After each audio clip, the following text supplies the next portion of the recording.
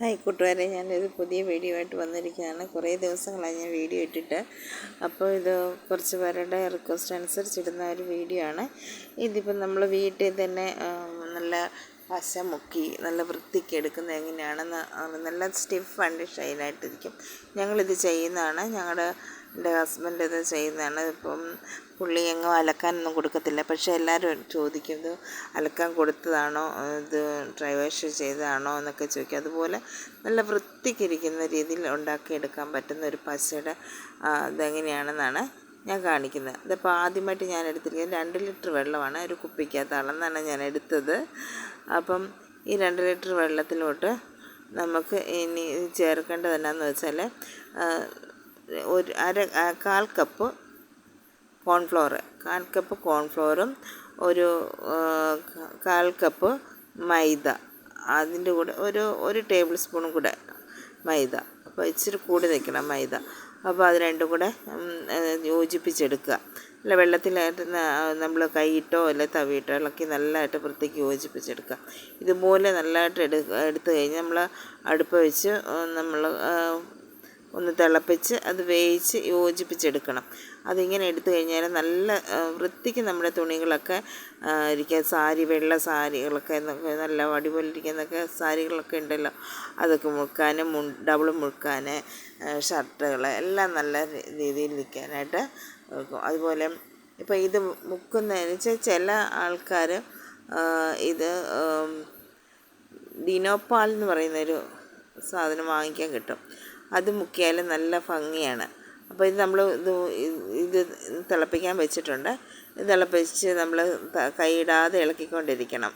ഇളക്കി അത് വെള്ളത്തിനോട് പൊടി ചേർന്നിടം വരെ നല്ലതായിട്ട് ഇളക്കിക്കൊണ്ടിരിക്കണം. പിന്നെ ഇടയ്ക്കിടയ്ക്ക് ഇളക്കിയാൽ മതി.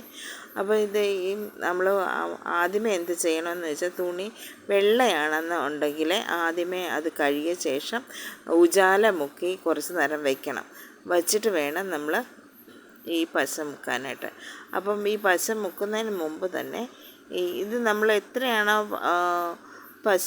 പശ എടുത്തിരിക്കുന്നത് അത്രയും തന്നെ വെള്ളം കൂടെ നമ്മൾ ചേർത്തിട്ടുണ്ട്. ഇപ്പോൾ ഇതുണ്ട്, തിളച്ചിട്ടുണ്ട്. തിളച്ച് കഴിഞ്ഞ് നമുക്കൊരു 2 മിനിറ്റും കൂടെ ഒന്ന് ചെറു തീയിൽ വെച്ചൊന്ന് ഇത് നല്ലതായിട്ട് യോജിക്കാൻ വേണ്ടി ഒന്ന് വെന്ത് വരാൻ വേണ്ടി വയ്ക്കണം. അത് കഴിഞ്ഞ് വേണം താത്ത് വെക്കാൻ. താത്ത് വെച്ച് കഴിഞ്ഞ് നമ്മൾ കുറച്ച് ഇളക്കിക്കൊണ്ടിരിക്കണം. അത് നല്ല അടിയിൽ പിടിക്കുക. അപ്പം അത് നല്ല ഇതുകൊണ്ട് തിളച്ചു, നല്ലതായിട്ട് തിളച്ചിട്ടുണ്ട്. അപ്പോൾ നമ്മൾ ചെറു തീയിലിട്ടിരിക്കുവാണ്. അപ്പോൾ അതിന് ശേഷം നമ്മൾ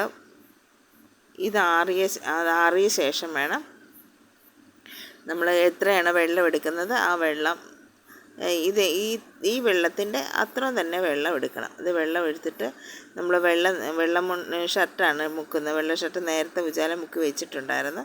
അപ്പോൾ ഇത് എടുക്കുമ്പോഴത്തേക്ക് നമ്മൾ ഇതിനകത്തോട്ട് കംഫർട്ടും കൂടെ ഒഴിക്കുക.